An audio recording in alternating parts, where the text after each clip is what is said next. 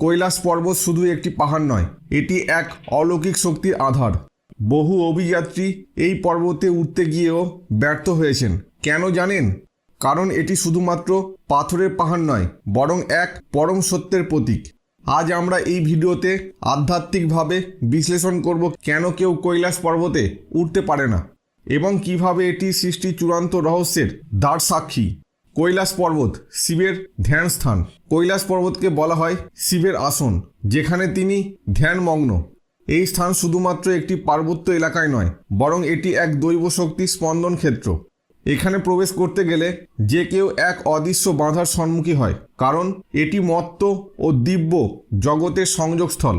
যদি কেউ কৈলাসের চূড়ায় ওঠে, তবে সে শিবের ধ্যান ভঙ্গ করার স্পর্ধা দেখায় এবং প্রকৃতি তাকে থামিয়ে দেয়। ঠিক যেমন অমৃত মর্তে পাওয়া যায় না, কৈলাসের চূড়া ও মানুষের জন্য নয়। কৈলাস আধ্যাত্মিক শক্তির চুম্বক ক্ষেত্র।